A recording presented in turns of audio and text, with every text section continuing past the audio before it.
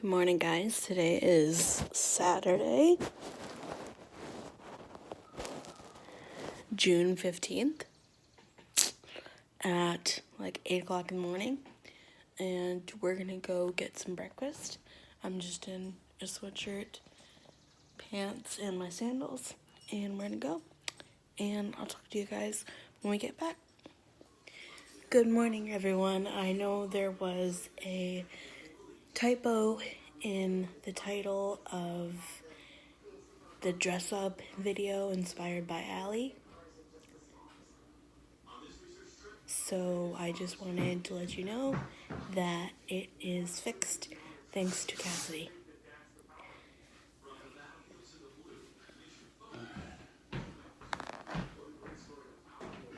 Hello guys, good morning. So it's like almost 10 and we just got finished with breakfast not too long ago, and I have a coffee, and it's very weird to drink coffee without a straw.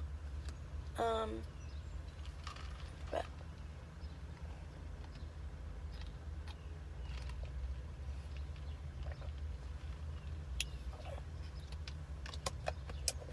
that's what I have to do, and I've been laying off tea this week because I brought the wrong brand. It's like Earl Grey, and it does not taste good, but I have to finish it up anyway, but it just like tastes different. I don't know. I thought I bought Bigelow, but I guess it's Earl Grey. I don't know how that happened, but yeah. Laying low on food today because I've thrown up the last 2 days, and I don't know why. I think it's from the antibiotic from my teeth, but my mom disagrees. But like, I don't think it's from my psych meds because I've been taking those for close to 6 months now, and I've been fine.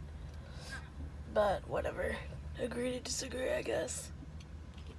Don't mind my disgustingly stained Dunder Mifflin shirt, which is actually the shirt that I wore when I got admitted to the psych hospital back in January. But I wanted to talk about kind of like a scary dream that I have, or a recurring nightmare that I have basically ever since I went to the hospital, and it is that one day that my meds will stop working, and one day that I will just cancel therapy, and one day that I'll just end up back there.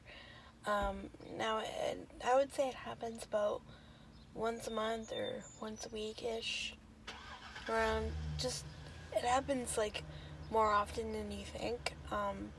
For me, because I think that was one of the more traumatic things that I've ever been through. Probably one of the most traumatic things that I've ever been through. So, I mean, because you just have no control over anything. You have no control over your mind, your body, your soul. Like, I literally thought that I was dying, and I literally thought that I was going to die. And, like, I was, like, ready to, like, be like, alright, I'm done. Like, just put a fork in me, I'm done, you know? And the fight to get here, where I am, which is really stable, which is really good, according to my doctors and my therapists and everything, was hard. Like, I had to go through, like, 6 med changes, you guys. Like, psych meds are so hard to find the right combo that works for you, and now I'm on about 4, and people may think that that's over-medicated. I personally would disagree with that until I'm blue in the face. I think I'm perfectly medicated to deal with the situations that are difficult in my life, such as having a physical disability, having to ask for help probably 24 hours a day, and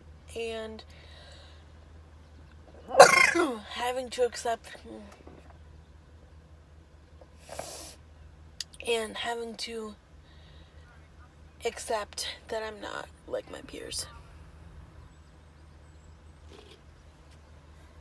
guys at times like these to have an iPhone and an iPad because I'm uploading a video that should go live sometime within the next 2 weeks. I got posed a question, what I would do if Hope could not or should not become a service dog, what would happen, what I would do, what my plan would be. So it's not a question that I like to think about often, but it's something that every handler who's owner training should think about. So I just put my 2 rambling cents up there and it's processing now, and it should be up and ready to edit, like thumbnail and title and everything, really soon. So I'll keep you guys updated.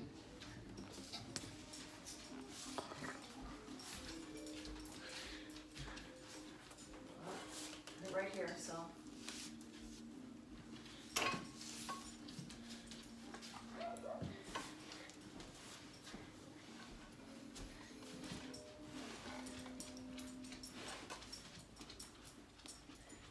Abby's there too.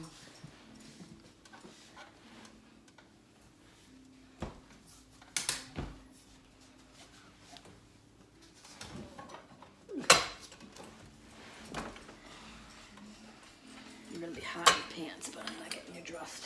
I didn't ask you. Here.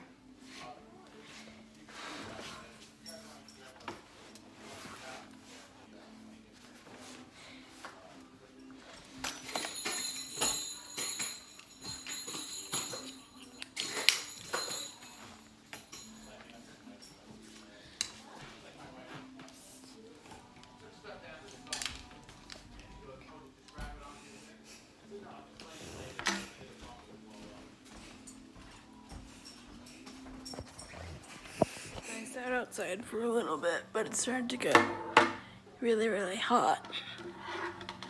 So I came in, and I'm gonna be even more weird. I'm gonna make myself a hot cup of tea because I need to use up this tea.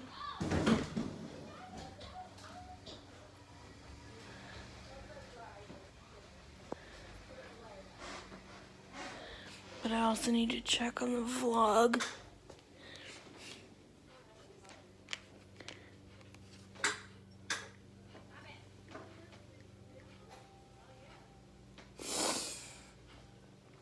Okay, cool, it's been uploaded, cool. So, good to know that I can film, edit, and upload on the iPad if I need to.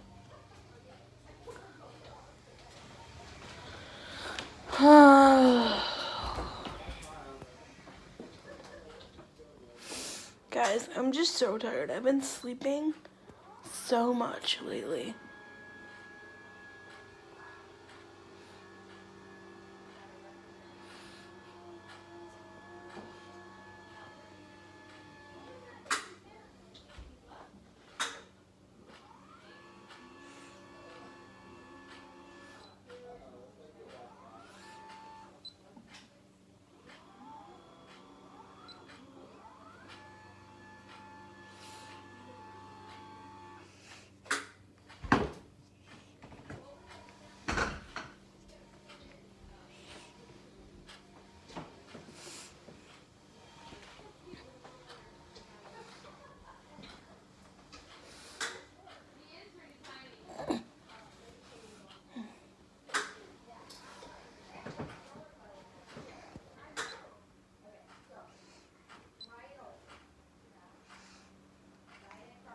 Hey, Ma!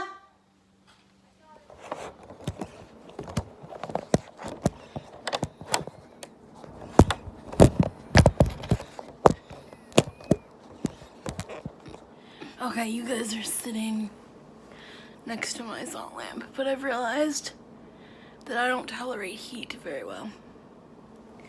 And you may be thinking, why are you drinking hot tea in summer? Because I like the way tea tastes, but I uploaded a vlog recently about whether you think dressing up for occasions is necessary, and I gave my opinion, and I'm really enjoying the feedback that I'm getting from those type of sit-down videos. And then just today I filmed one that'll probably go up before this one, so go check it out, about a question that was posed to me about what would happen if Hope was to retire, which is not a thing that I want to think about after all the time and money that I've put into her, but all owner trainers who are responsible need to think about that, because it can happen to anyone, any dog, anything, for any reason. So, yep. I just put my action plan out there so people could know, and know that I'm being responsible, and if that time comes, make the best decision for me and my dog. But my dog especially comes first, so yeah.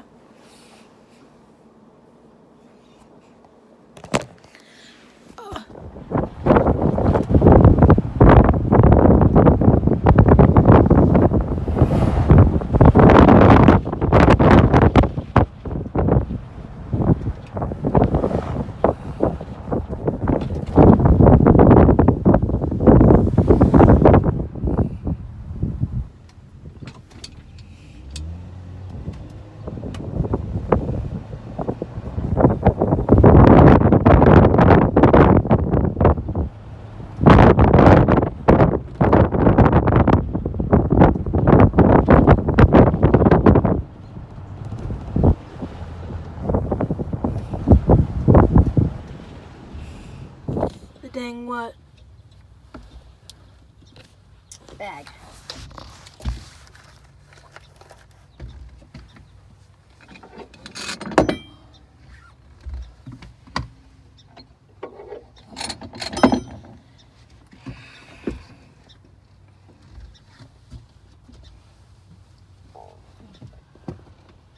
You're not coming in first then? No, because if you're gonna put her on the toilet.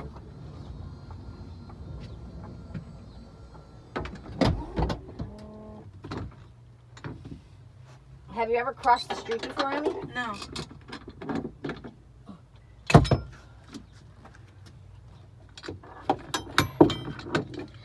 That's why I figured I would go up here and then go. So let me just tell you. Hang on. I can't get this out. All right. Yep, straight back, baby. Good job.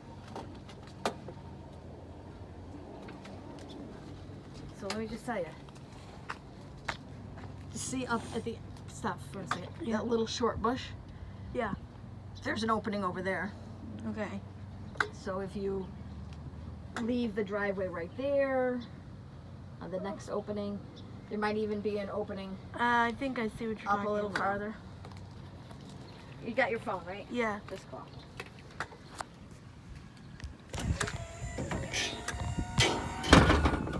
So we are back at the retirement community home thing.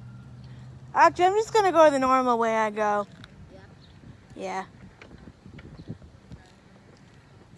Don't want to chance it or anything. Probably go all the way up. I usually do, I don't go that far because the road. Yeah, but you can. I know, but I know, but. How are you? Hi.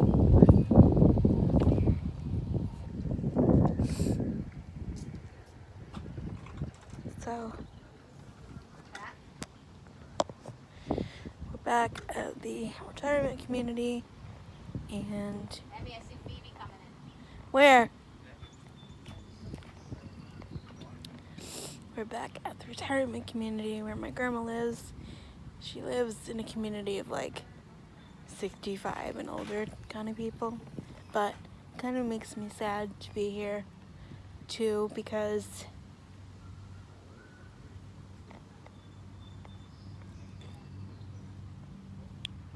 she used to visit a lot of people who were sick when they lived here, and her visitors have really dropped to just family And it really, really does make me sad because she is like the best person ever. And if she was of sound mind and body and could visit herself, she would be the one type of person who would visit herself, you know, and just makes me really sad that I don't have the luxury of like getting in the car whenever I want and the stamina of being able to spend 7-8 hours down here, because it's tough. Like, I don't want to remember her as the person who can't go on the toilet by herself, and the person who can't feed herself, and the person who can only sustain on applesauce and apples and, you know, oatmeal and pudding and just really soft, like, pureed baby food type meals, you know? Like, we used to eat pasta together, and it, like, I mean, we're ordering pasta tonight. I'm ordering a chicken wrap, but, like, we used to do a lot of these things together, and that's why, like, I am technically in grief counseling right now, because I need to grieve her as the person who I once knew her to be, and I need to grieve her as the person who is going to pass away one of these days and is in end of life care and is no longer doing, I mean, she's on medication, but she's no longer doing dementia treatments that she was once doing.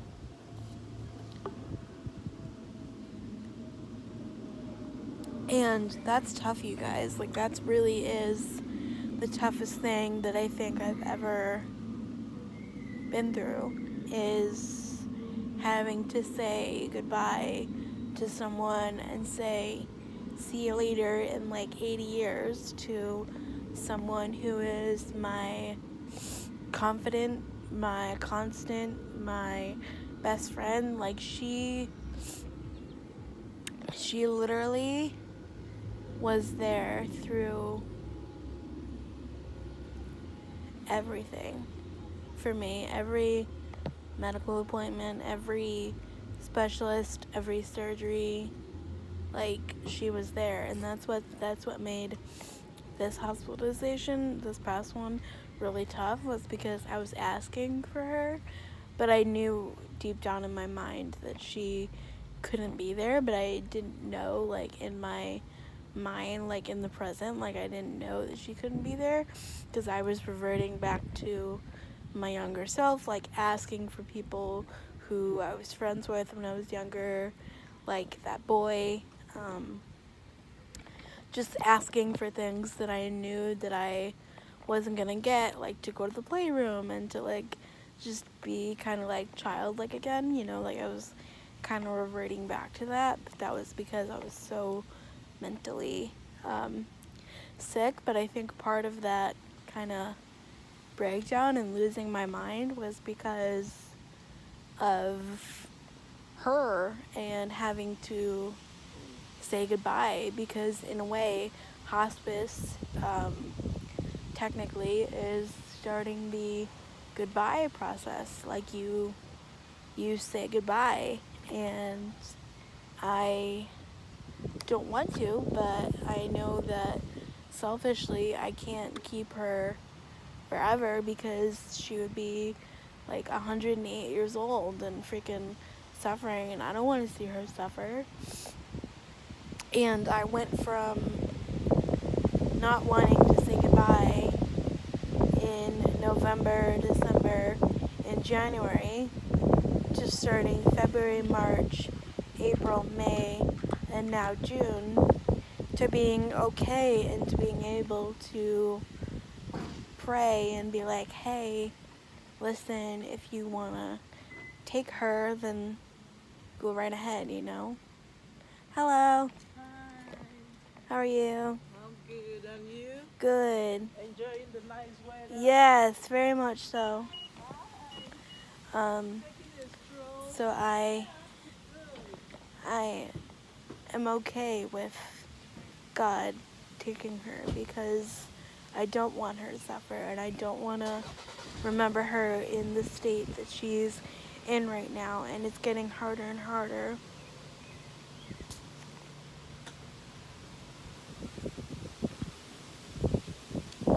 It's getting harder and harder to remember her as, sorry, the camera stopped. It's getting harder and harder to remember her as the person who was there for me through it all.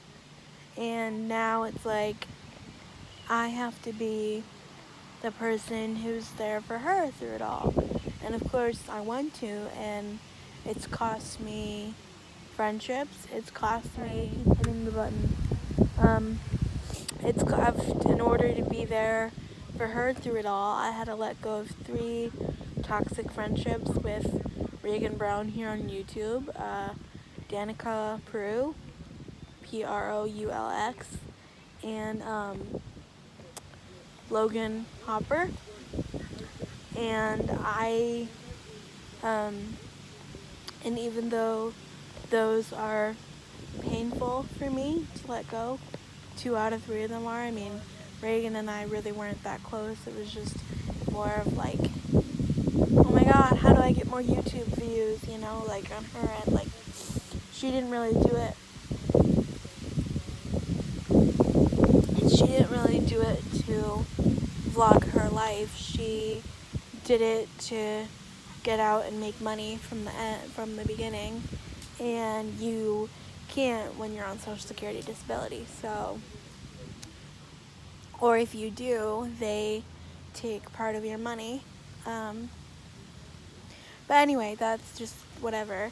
Like, we cross that bridge when we get to 1,000 subscribers or to 4,000 watch hours.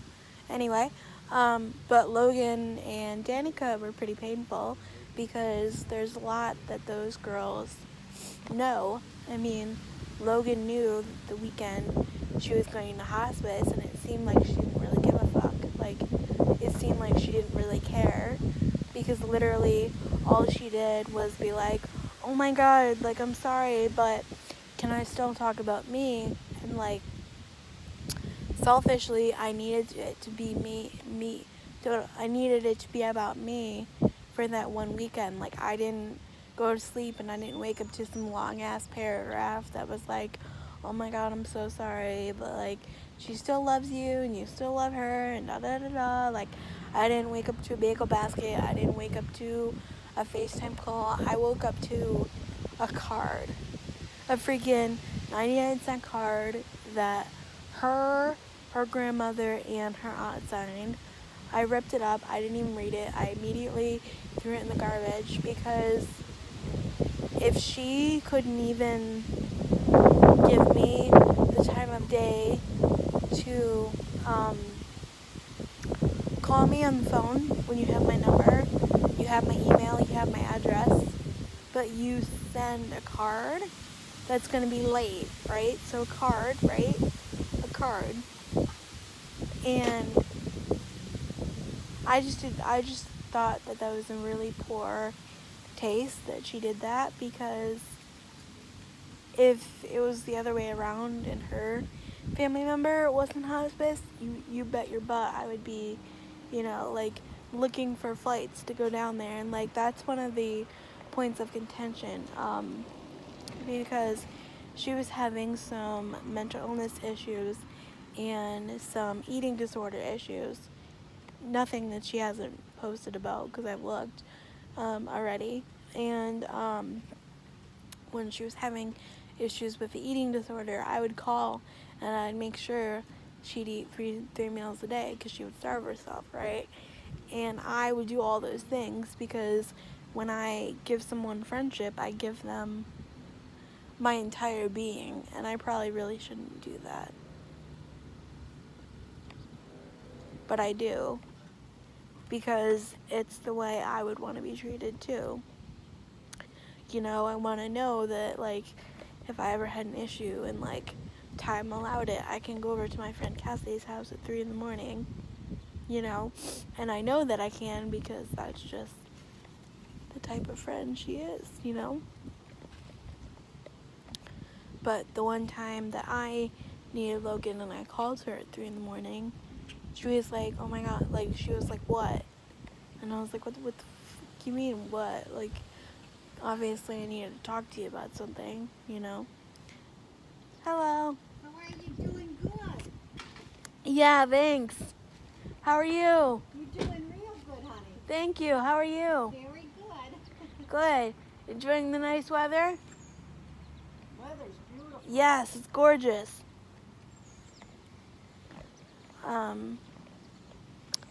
But yeah, it just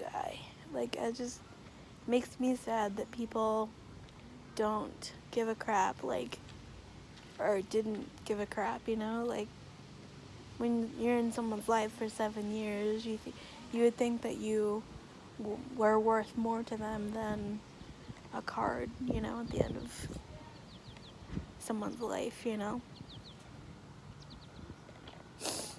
And, you know, I know that she's gonna find out some way or another that my grandmother passed away, but it's not gonna be through me. Because I'm not friends with her anymore. Somebody will probably share the obituary that's friends with her, because I probably forgot to block at least 1 or 2 people. That's why I went private on Instagram for all those months, is because I had to literally block like 100 people. Because I was friends with her friends, and like over the years we got mutual friends, and that's who I'm sure told her that I was posting about her, because they looked at my story because they love to stalk me. But that's why I had to go private until I knew that they were all blocked. But what's funny is that I look on people's social media from now and then, because I don't really think that you just quit thinking about a person that you've been friends with for 7 years. At least I don't. And what's funny is that she's friends now again with all the people that tore our relationship up, that wanted to come in between us and kind of break up like the unhealthy thing that we thought was healthy. They wanted to break it up. Like, she's friends again with the girl who she would FaceTime with until 12 a.m. instead of me. Like, she would literally call this girl after I fell asleep at 10 and then FaceTime for like 2 hours a day, and I'd be like, fuck you, you could do that, but you can't do that with me, you know? And she is talking again to the girl who we went on vacation with the first time and we met up with the first time. Like, I should have known from the start that that wasn't a good idea, that I drive 14 hours and you bring somebody else on vacation with you. But I'm gonna make a video all about that day, like reacting to those videos, I think, all about that day, when the time gets closer, because right now, today is the 15th, or no, the 15th, and we met on the 27th, so it's coming up real soon, so that fucking sucks, because those pictures are gonna come up on my Facebook.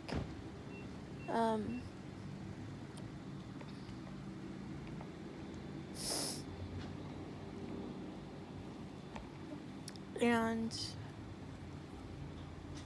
I don't know, I thought that this person was gonna be in my life forever. Like, and that's why I captured so many memories. That's why I took so many pictures and so many videos, because I wanted to show like our children one day like how cool this was, you know? But clearly things aren't meant to last forever. But I would do it the point of that story was that like I had to cut some ties with some people because they were just taking like way too much of my emotional energy, and Hello. I'm like the queen of the town now, or this little complex. They were just taking too much of my emotional energy that needed to be spent with my grandmother. And at the end of the day, I don't regret doing it at all because their actions spoke louder than anything, because they weren't there for me like the way that I would expect them to be. And that spoke more to me than anything. Like, at least when you tell your friend that their grandma's in hospice, like, at least call to make sure alive. Like, they didn't try to kill themselves or anything, because, not that I'm saying that I was there, but for signing the DNR and then, like, 8 weeks later, me being in the psych ward, like, at least call to make sure I'm okay. Like, like, I was texting with Jill, my second mom, in California, because she wanted to make sure I was okay more than you, my supposed best friend of 7 years. So, I don't get it. Like, I just don't understand. Like, people I've only met because of dementia, and I've only known since 2017, care about me more than someone who was in my life for all those years. What a waste.